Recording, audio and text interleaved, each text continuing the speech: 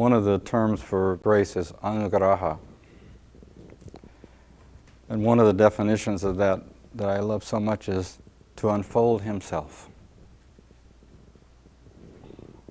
Immediately suggesting to us that descent of grace, that awakening that happens because of God's grace descending on us is truly, in fact, simply the unfolding of himself, making himself known to us.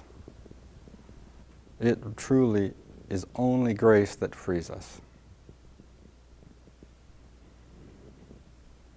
Everything that we do as part of that process is just everything that we do. And not to say that any of it is unimportant. In fact, it's critical. That descent of grace, Shaktipata, means descent of grace, is, in fact, Shiva awakening in us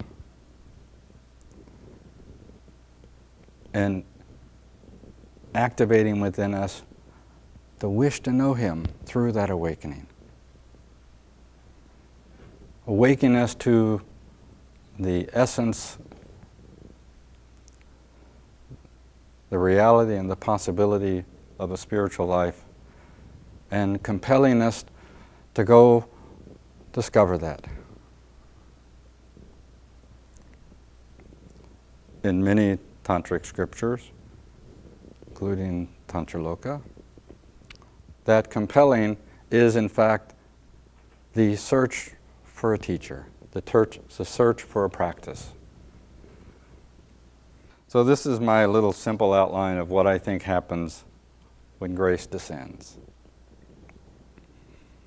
Number one, grace descends. Pretty good, huh? Our consciousness begins to ascend in response. Our own consciousness begins to ascend in response to that descent of consciousness. We will explore that, in fact, it is that descent. And through that descent, that's made possible. That our own consciousness begins to ascend, to respond. You go look, watch the flowers in the morning, right? The sun comes up, and they're like this. And they respond to that light. And what I didn't really know about flowers so much until we had our garden upstairs is that most flowers do this.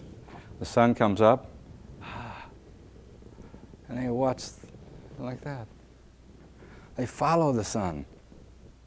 How amazing. When we drive up to the Rasa house, particularly, there's these huge fields of sunflowers, right? And they got these big heads, and so the depending on the time of the day, their heads have turned to a certain degree. If you're there early in the morning, they're just lifting up and like that. But by the end of the day, they've turned like that, 180 degrees. It's cool. What if we follow the light? So within step number 2, as our consciousness begins to ascend in response, the wish to know God arises. The wish to know God arises. That is, in fact, Shaktipat. The awakening of that desire. And from that, because of that awakening, we seek a means to know God. This is not, step 1, step 2. It is what happens. That awakening and that wish, to use Rudy's term, all unfolds at once. That seeking to know God,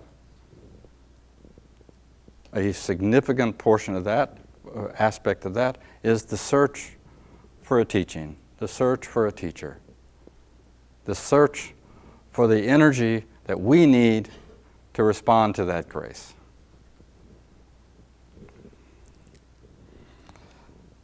To see. We encounter that means and we attempt to master it.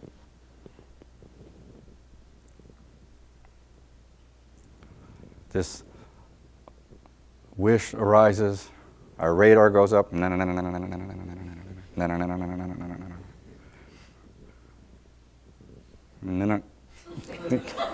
we make contact.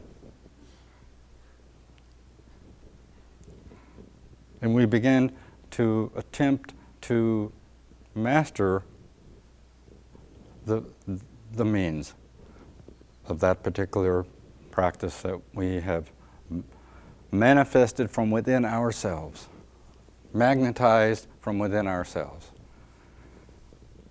And we've had this discussion before. That means certainly within our practice, within tantric, non-dual tantric practice, you can really say there are four components of that. There's the teaching, the teacher, the practices, and the dreaded one, which is the direction of that teacher. Fuck. Why do they got to include that one? I can get down with the teacher, I can get down with the teachings and the practice, but that direction stuff, I'm not going to pay attention to that, right? So we begin to attempt to master that. And of course, in the beginning, we are really attempting to really understand and develop the capacity for doing the practices. Within tantric scripture, what would we just be describing?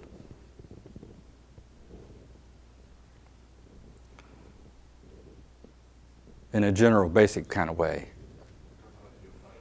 Abhayas, anavopaya. We begin to make the effort to respond to this opening that's brought forth to us.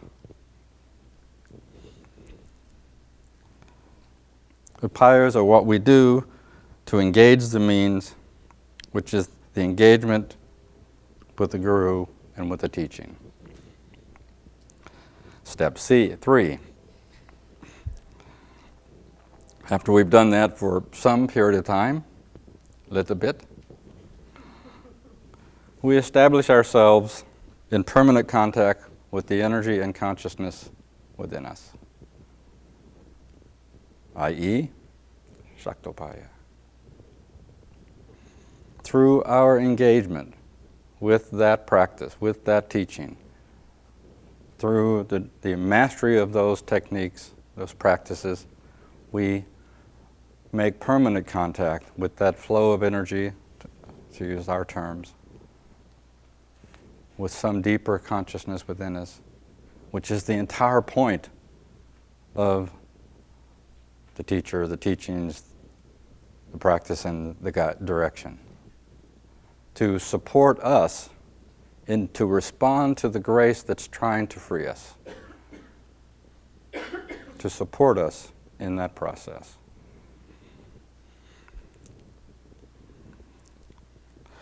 We make contact with that flow, we establish that flow, and our consciousness can then rise on through that channel of consciousness, which is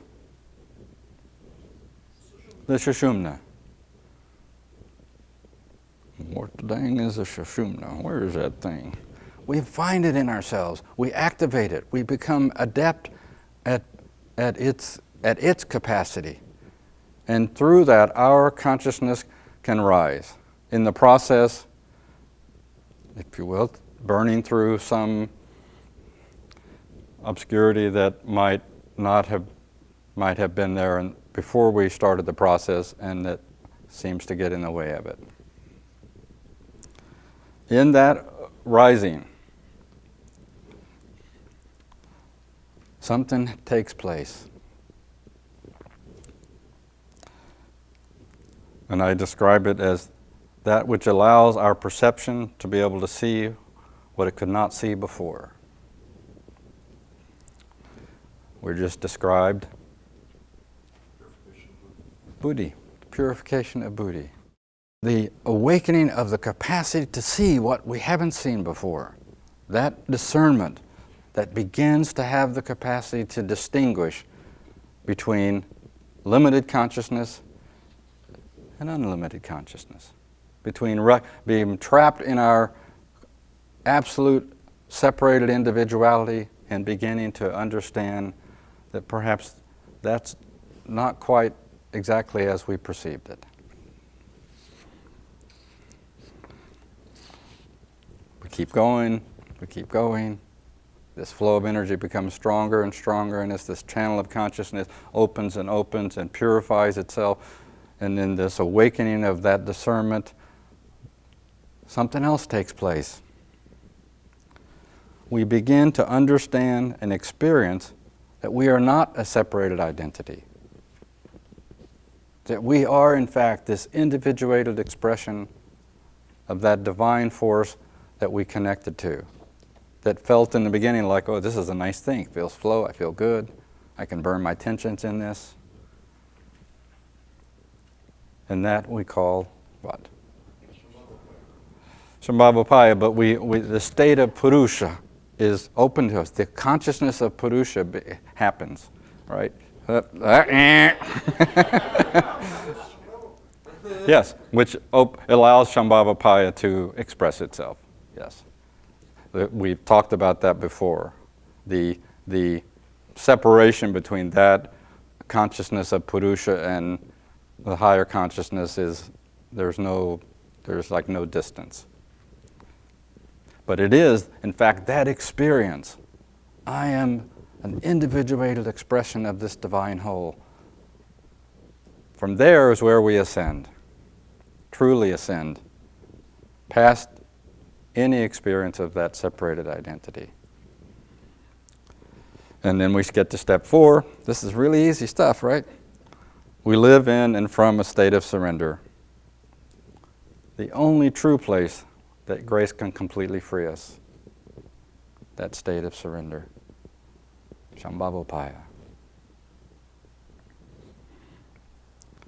And then we get to step 5. We merge with the God and goddesses. We party down with that divine couple. Anupaya. What do you think? Is that okay outline? Yeah.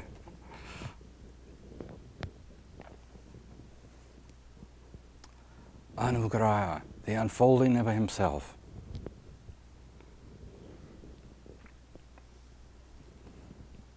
How extraordinary.